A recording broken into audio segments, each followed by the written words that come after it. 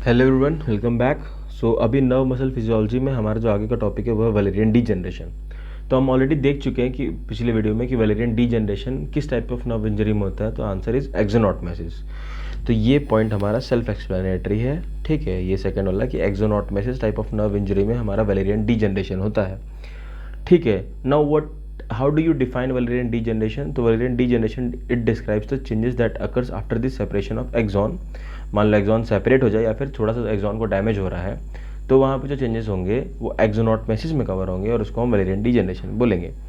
Now अगर तुम्हारा जो मैकेनिज्म क्या है, देखो मेक श्योर कि तुम हमेशा कभी अपने आंसर्स को ना सब हेडिंग्स में डालो, सो दैट तुम्हारा आंसर प्रेजेंटेशन अच्छा रहे। ब्लू ब्लैक पेन यूज़ करके इतना टाइम रहता है हमारे पास एग्जाम में कि हम ये चीज़ कर सकते हैं। तो देखो, इसे मैंने पहले डेफिनेशन की हेडिंग डाली है, फिर मैकेनिज्म की हेडिंग डाली है, और हमेशा पॉइंट्स में लिखने की कोशिश करना, ठीक है। कहानी मत लिख के आ जाना। कहानी लिख के आओगे तो पास होगे अगर ऑथेंटिक कहानी हुई तो, और अगर पॉइंट्स में लिखोगे उसी कहानी को तो तुम्हारा आंसर प्रेजेंटेशन अच्छा होगा, तुम्हें ज़्यादा मार्क्स मिलेंगे। नाउ द मैकेनिज्म की बात करें तो देखो, जो डीजेनरेटिव चेंजेस होते हैं ना, वो कैल्शियम इन्फ्लक्स की वजह से होते हैं और दूसरा एक्सोनल प्रोटीएज की एक्टिवेशन की वजह से होते हैं, ठीक है। कैल्शियम इन्फ्लक्स की वजह से होते हैं और एक्सोनल प्रोटीएज की एक्टिवेशन की वजह से होते हैं। एक्सोनल प्रोटीएज को जब तुम ब्रेक डाउन जॉट डाउन करोगे तो देखो, एक्सोनल मतलब एक्सॉन का, ठीक है, और प्रोटीएज मतलब प्रोटीन सिंथेसाइजिंग एंजाइम, ठीक है। प्रोटीएज मतलब प्रोटीन डाइजेस्टिंग एंजाइम्स। क्यों हम प्रोटीन डाइजेस्ट कर रहे हैं? देखो, पॉइंट ये है कि हम प्रोटीन क्यों डाइजेस्ट कर रहे हैं। प्रोटीन हम इसलिए डाइजेस्ट कर रहे हैं क्योंकि हमें अभी नर्व का नॉर्मल फंक्शन नहीं चाहिए, ठीक है। नर्व एक हमारा बॉडी का ऑर्गन ही तो है, राइट, एक्सॉन वाला पार्ट उसका। और जो एक्सॉन है वो खुद प्रोटीन का बना हुआ है। अब जो इस पॉइंट से डिस्टली तुम्हारा नर्व डैमेज हो चुका है, क्या उस वो हमारा काम का चीज़ है? Answer is no. हमारा वो एक्सॉन का पार्ट काम का चीज़ नहीं है। जैसे ये मान लो ये तुम्हारा पॉइंट ऑफ डैमेज था, तो ये एक्सॉन हमारा काम का नहीं है, तो इस एक्सॉन का जो प्रोटीन होगा हम उसको डाइजेस्ट करके हटाएंगे।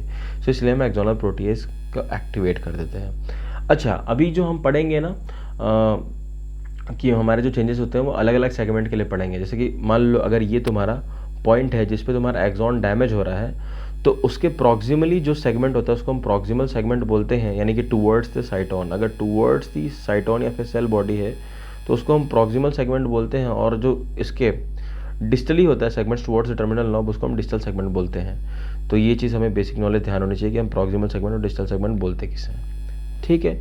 अब आगे चल के देखते हैं कि changes in the distal segment. Distal segment में चेंजेस क्या होते हैं? देखो, आई सजेस्ट कि तुम ये जो जस्ट बिकॉज मुझे समझाना था तो मैंने पॉइंट्स को ऊपर रख के डायग्राम को नीचे रखा है, बट आई हाईली सजेस्ट कि तुम जैसे ही हेडिंग डालो changes in the digital segment, उसके नीचे तुम डायग्राम बना लो ताकि तुम्हारा आंसर प्रेजेंटेशन बहुत अच्छा हो जाए। ये वाला डायग्राम, ठीक है, ये दिस डायग्राम। चलो, तो अब बात करते हैं कि होता क्या है। होता ये है कि डिजिटल सेगमेंट का जो सबसे पहला चेंज होता है वो ये होता है कि हमें पता है कि नर्व के पास श्वान सेल्स होते हैं, राइट। और श्वान सेल्स जनरली क्या करते हैं, उनका एक प्रॉपर्टी होता है कि वो माइलिन शीथ बनाते हैं। तो इस फेनोमेनन को हम माइलिनेशन बोलते हैं। Myelin sheath banana is myelination. लेकिन अब मेरे को एक बात बताओ, अगर इस पॉइंट पे तुम्हारा नर्व डैमेज हो चुका है, ठीक है, ये तुम्हारा साइटोन था, अगर इस पॉइंट पे तुम्हारा नर्व डैमेज हो चुका है तो क्या ये काम का चीज़ है अपना? क्या मेरा एक्शन पोटेंशियल अभी भी ट्रांसमिट होगा? Answer is no. तो हम इस माइलिन शीथ को क्यों रखेंगे? तो आंसर इज नहीं रखेंगे। तो माइलिन शीथ को उड़ाने को क्या बोलेंगे? हम डीमाइलिनेशन बोलेंगे। तो बस यही चीज़ है कि जो श्वान सेल्स होती है ना, जो पहले माइलिनेशन करे थे वो डीमाइलिनेशन कर देगी।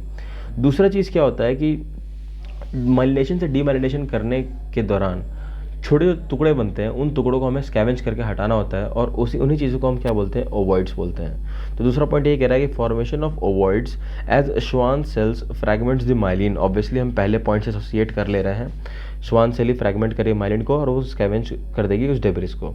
अच्छा, अब एक अलग सी चीज़ होती है हमारे पास, इन्फिल्ट्रेशन ऑफ ल्यूकोसाइट्स। देखो, तीसरा पॉइंट, इन्फिल्ट्रेशन ऑफ ल्यूकोसाइट क्यों हो रहा है? देखो, ल्यूकोसाइट्स बेसिकली WBC। जब तुम सेकेंड ईयर में आओगे और जब तुम एक चैप्टर पढ़ोगे जिसका नाम है पैथोलॉजी, उसका एक जनरल पैथोलॉजी का एक एस्पेक्ट होता है जिसको हम बोलते हैं इन्फ्लामेशन। इन्फ्लामेशन बेसिकली कहीं भी बॉडी में होता है अगर तुम्हारा ऑर्गन डेड हो जाए या फिर उसको डैमेज पहुंचे, ठीक है। ये एक बेसिकली बॉडी का प्रोटेक्टिव मैकेनिज्म है। तो अब हम देख ही रहे हैं यहाँ पे हमारा एक्सॉन डैमेज हो रहा है, तो ऑब्वियसली इन्फ्लामेशन होगा, और इन्फ्लामेशन मीडिएट करने के लिए दो टाइप के WBCs यूजुअली रिक्वायर्ड होते हैं, न्यूट्रोफिल्स और लिम्फोसाइट्स, मोनोसाइट्स, ठीक है। तो इसीलिए यहाँ पे ल्यूकोसाइट का इन्फिल्ट्रेशन हो रहा है। तो बस अपने को इसी चीज़ को डायग्राम में दिखाना है कि ये जो रेड कलर की चीज़ बना रखी है हमने, वो क्या है? ल्यूकोसाइट है। और ये हमने छोटे छोटे ओवॉइड्स बना दिए हैं। ये हम डिजिटल सेगमेंट के चेंजेस दिखा रहे हैं। हमें ऑलरेडी बात कर चुके हैं कि ये पॉइंट ऑफ इंजरी है, तो ये सेगमेंट क्या है? डिजिटल सेगमेंट, और हम डिजिटल सेगमेंट पढ़ रहे हैं। तो हमने डिजिटल सेगमेंट को एक्सप्लेन कर दिया। Now let's move ahead to the changes in the proximal segment. Proximal segment का जो पहला चेंज होता है वो बोलता है कि जो फर्स्ट नोड ऑफ रैनवियर है वो डीजेनरेट कर जाएगा। नोड ऑफ रैनवियर एक्चुअली होता क्या है, जैसे ये मान लो तुम्हारा एक्सॉन है, ये तुम्हारा माइलिन शीथ है, ठीक है। तो यहाँ पे जो स्ट्रक्चर है उसको हम बोलते हैं नोड्स ऑफ रैनवियर।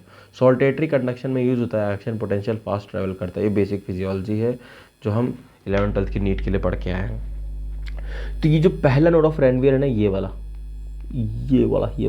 तो ये क्या होगा, डीजेनरेट हो जाएगा, क्योंकि इसका काम तो है नहीं, तो ये डीजेनरेट हो जाएगा। दूसरा चीज़ क्या होता है कि यहाँ पे देखो, जनरली जब तुम साइटोन देखोगे ना, या फिर साइटोन या फिर सेल बॉडी, ये जो स्ट्रक्चर है ये न्यूरॉन का साइटोन होता है या फिर सेल बॉडी होता है। इसके अंदर ना छोटे छोटे एंडोप्लाज्मिक रेटिकुलम यानी कि राइबोसोम्स के साथ जो अटैच होता है, यानी कि रफ एंडोप्लाज्मिक रेटिकुलम बेसिकली जो फॉर्म करते हैं हमारे नीसल्स ग्रैन्यूल्स, जो कि प्रोटीन सिंथेसिस में हेल्प करते हैं, वो जनरली प्रेजेंट होता है।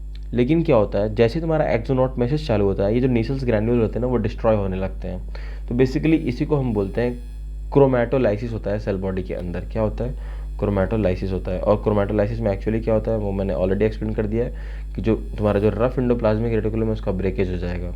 और जो तुम्हारा न्यूक्लियस है साइटोन का, वो देखो इनिशियली यहाँ पे क्या है, सेंटर ऑफ द न्यूक्लियस पे है, सेंटर ऑफ द साइटोन पे है, लेकिन वो पेरीफेरी पे मूव कर जाएगा। तो ये दोनों चेंजेस भी तुमको ध्यान देने हैं। तो ये बेसिकली हो गया कि जो चेंजेस होते हैं वो क्या होते हैं। अब हम मूव करते हैं कि देखो अब नर्व अगर तुम्हारे डीजेनरेट हो गए तो तुम्हारा इफेक्ट क्या आएगा।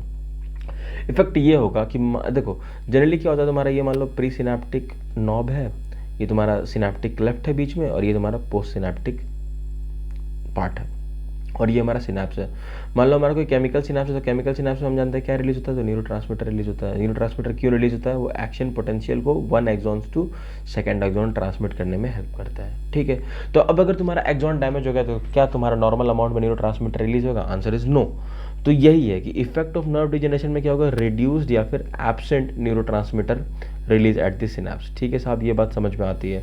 तो बॉडी में देखो क्या होता है, कभी भी बॉडी में अगर मान लो बॉडी नॉर्मली फंक्शन कर रही होती है, तो अगर कोई भी डिरेंजमेंट आया, फॉर एग्जांपल यहाँ पे आ गया कि मतलब तुम्हारा जो रिड्यूस्ड या फिर एब्सेंट न्यूरोट्रांसमीटर रिलीज हो रहा है, तो इन न्यूरोट्रांसमीटर्स को मेरे को एक बात बताओ, पोस्ट सिनेप्टिक वाले पार्ट में कौन सेंस करता है, तो हम ऑलरेडी पढ़ चुके हैं कि रिसेप्टर सेंस करते हैं। तो अगर तुम्हारा बॉडी में क्या होगा कि जो नॉर्मल अमाउंट में मान लो पहले 100 न्यूरोट्रांसमीटर आ रहे थे, उनको सेंस करने के लिए हमारे पास 100 रिसेप्टर थे, तो अब अगर 50 न्यूरोट्रांसमीटर के मॉलिक्यूल्स आ रहे हैं, तो अब हमने ना ये क्या होगा कि ऐसा कुछ होगा कि मान लो ये 200 रिसेप्टर्स हो जाएंगे।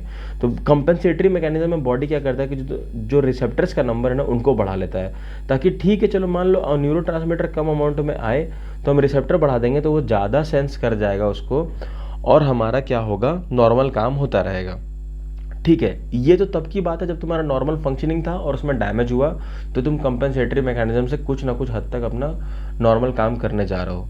मतलब पहला क्या सीन था, पहला सीन ये है कि तुम्हारा 100 न्यूरोट्रांसमीटर आया, 100 रिसेप्टर है, काम चला दिया। अब तुम्हारा एक्सॉन डैमेज हो गया, अब तुम्हारे पास 50 न्यूरोट्रांसमीटर आ रहा है, अब जो तुम्हारा रिसेप्टर्स का वैल्यू है वो 200 रिसेप्टर्स हो गया, तो अभी तुम्हारा नॉर्मल काम चल रहा है। अब मेरे को एक बात बताओ, हम नर्व रीजनरेशन पढ़ रहे हैं, राइट। नर्व एक समय के बाद रीजनरेट करेगी, जैसे ही नर्व रीजनरेट करने लगेगी तो मतलब मान लो तुम्हारा 100 न्यूरोट्रांसमीटर आ रहा है, क्योंकि नर्व रीजनरेट कर चुकी है।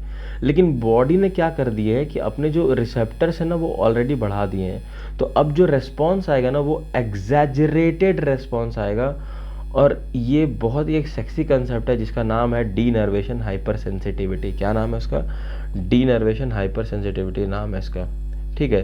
तो आओ चलो इसको पढ़ के देखते कि डीनर्वेशन हाइपर सेंसिटिविटी एक्चुअली होता क्या है। तो बेसिकली डीनर्वेशन हाइपर सेंसिटिविटी में ये देखा गया है कि तुम्हारा इनिशियली मान लो जब रिड्यूस्ड या फिर एब्सेंट न्यूरोट्रांसमीटर रिलीज हो रहा है सिनेप्स के लेवल पे, तो क्या होता है, कंपेंसेटरी मैकेनिज्म की वजह से तुम्हारा जो बॉडी है वो अप रेगुलेट कर लेती है पोस्ट सिनेप्टिक रिसेप्टर्स, ठीक है। बॉडी ने अप रेगुलेट कर लिया पोस्ट सिनेप्टिक रिसेप्टर्स को ना। अब अगर तुम्हारा नर्व रीजनरेट कर जाए, जो कि हमने पढ़ा था थोड़ी देर पहले, या फिर तुम बाहर से न्यूरोट्रांसमीटर दे रहे हो, यानी एक्सोजिनसली एडमिनिस्टर करो न्यूरोट्रांसमीटर, तो ऑब्वियसली एक्सैजरेटेड रिस्पॉन्स देखा जाएगा। इसको हम क्या बोलते हैं, डीनर्वेशन हाइपर सेंसिटिविटी।